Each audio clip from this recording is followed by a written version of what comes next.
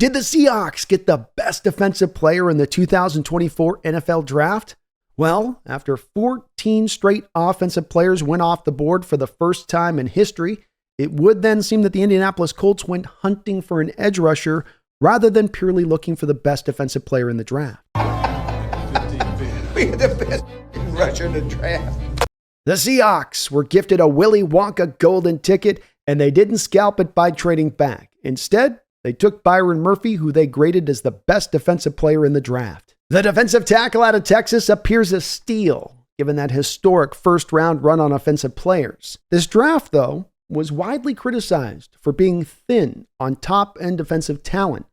So where does that put Byron Murphy and his potential? Who is a pro comp that can give the fans a feel for his true high possible upside? The answer is it's complicated and depends on the eye of the beholder. Many Seahawks fans after the draft jumped onto the easy and frankly a little lazy comparison of Aaron Donald. While Donald was taken around the same place in the draft at 13 overall, and they do have similar size dimensions, we might have just seen in Donald the GOAT of 3 tech defensive tackles in this sport. Comparing Murphy to that is both unfair and inaccurate, as Donald even surpasses the overused tag of generational player. We've seen some other comparisons to recent slightly undersized defensive tackles like Grady Jarrett, Geno Atkins, or Ed Oliver, but none of these comps feel quite right. And maybe in Murphy we're talking about a little bit more upside than merely the strong careers of those aforementioned players. The best comparison for Byron Murphy? Took me a while to see. This is a player from decades ago, but he was a true game wrecker. He even came to Seattle at the end of his career, and though he was an older and a little bit diminished, he still gave us an up-close view of his special ability. John Randle came to the Minnesota Vikings as an undrafted rookie free agent and turned himself into a Hall of Famer. Like Murphy, he worked off quickness, leverage, and power at the forefront of his game. Like Murphy, he had a deep tool bag full of moves. And like Murphy, if John Randle did get blocked on a play, he didn't stay blocked for very long. But don't take my word for it. Let's dive on into the tape and let me show you how Byron Murphy looks very similar to the great John Randle. When it comes to this comparison, the first place to begin is quickness. Byron Murphy and John Randle are both shorter than most defensive tackles, so their quickness pairs with the natural leverage win they get on most snaps by being the shorter man. And there are 3 kinds of quickness they each bring to the table: first step quickness, burst, and lateral quickness.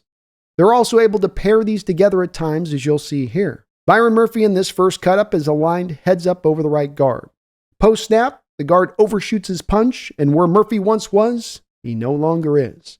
Murphy uses that first step and lateral quickness to avoid the lineman's hands, and then a club move to free himself.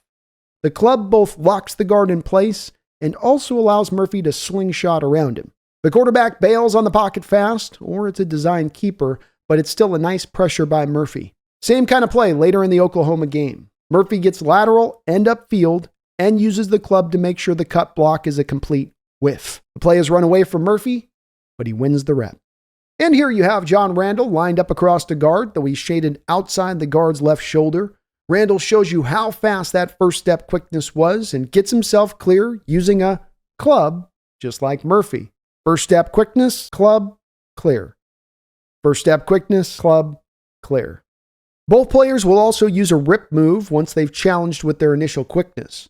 Murphy here is aligned as a zero tech, yet slightly shaded to the left shoulder of the center. After the snap, he again shows that burst going forward and lateral at the same time, bouncing outside the center's right shoulder and attacking it strongly. Byron Murphy and John Randle might both be undersized, but they both understand the concept of attacking half a man as pass rushers.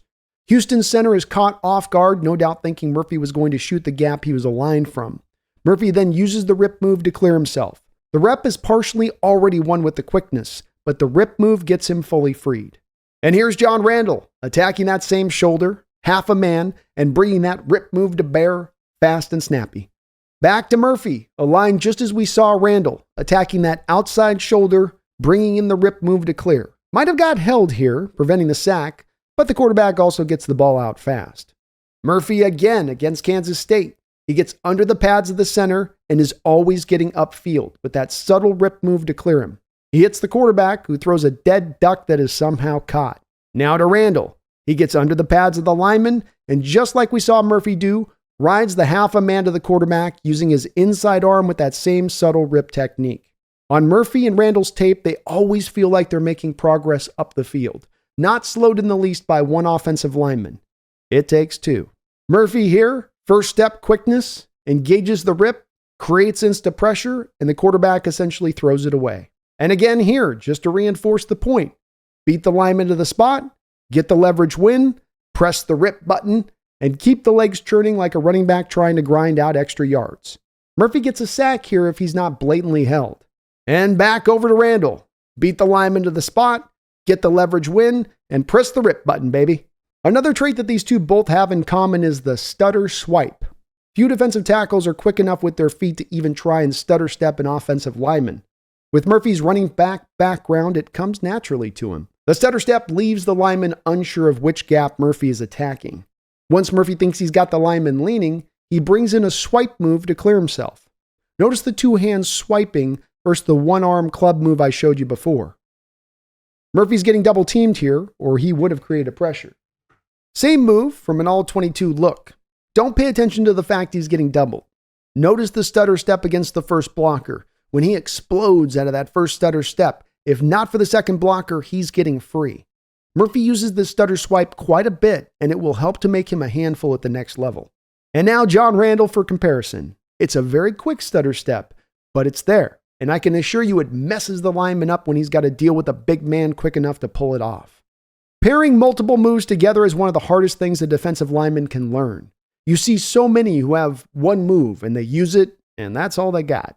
Or they use their move and then just try to high effort it through the rest of the play. With Byron Murphy and John Randle, they can both chain pass rushing moves together fluidly. Murphy had an absolute monster game against the Huskies in the playoffs. He was by far the best defender on the field that day. The Huskies realized quickly they had to double him, as they do here. But watch the way he swipes left and is quickly able to swipe right on the doubling blocker, wiggling free to create the pressure. Swipe off one blocker, then swipe off the next. And John Randle against the Bengals in the 80s. Swipes off the first blocker, then quickly turns to swipe off the second, ruining Boomer Esiason's day. Murphy swiping once, then twice.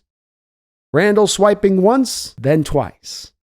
Murphy swiping once, then twice. Randle swiping once, then twice. Axe on, that.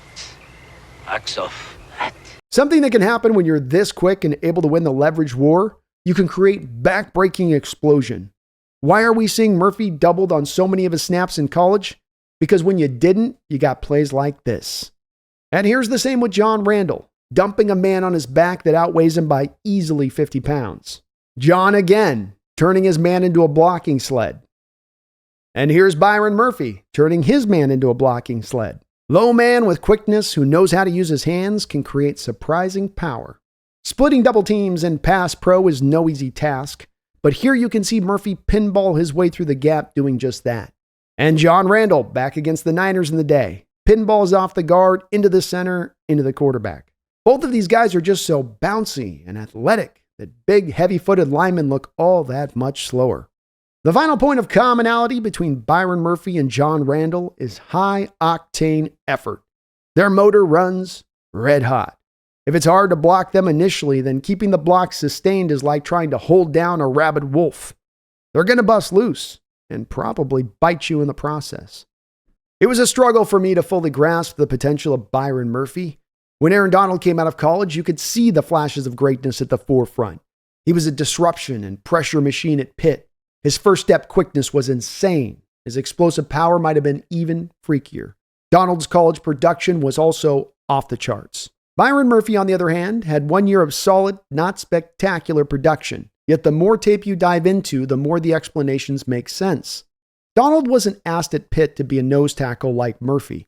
The number of snaps Murphy is set up as a one-tech or zero-tech, laid bare for a pure double team, and yet he was able to hold his ground, and it was impressive to watch. Consider even nose tackles at 340-plus pounds struggled to hold up against those same blocks. I also don't remember Aaron Donald dealing with the number of double teams in pass protection at the University of Pittsburgh that Murphy had to handle this year at Texas. Team after team took their 5-man protections and divvied up 2 blockers for Murphy at such a high rate it felt like the standard way to deal with him. And if that's the case, what does it say when they dedicate 3 men to stop him? Eventually, a smart defensive coach sees the double teams and dials up a blitz to expose it. That's just what Texas did last year, and that's just what Coach McDonald will do should he see the same. A John Randle caliber player might just be the last bit of stopping power this defense needs to turn the corner and find a straightaway once more. He is young and stacked on the depth chart behind some good players, but in time, we might come to find that the Seahawks got the steal of the draft, and not because others were blind to his potential, but by the desire of the great offensive run of 2024. Byron Murphy isn't Aaron Donald. So isn't 99.9999999% of the rest of the defensive tackles who have played or will play this sport. While he may not be the GOAT, he does offer a little bit more upside than some of those conservative comps like Grady Jarrett or Ed Oliver. John Randle was a 6-time All-Pro and a 7-time Pro Bowler, 137.5 sacks and 29 forced fumbles over the course of his career. It's a lofty, gold standard comparison to be sure. But hey, how do you land a Hall of Fame talent in the middle of the first round? 14 straight offensive players picked and a Colts general manager reaching for a very specific need. Seattle Seahawks absolutely stole the best player of the NFL draft, and all they had to do was let him land in their laps. My name is Brandon Kane. This is the Hawks Nest. Please hit the like button. Please subscribe. But beyond all that, don't you ever forget, go Hawks.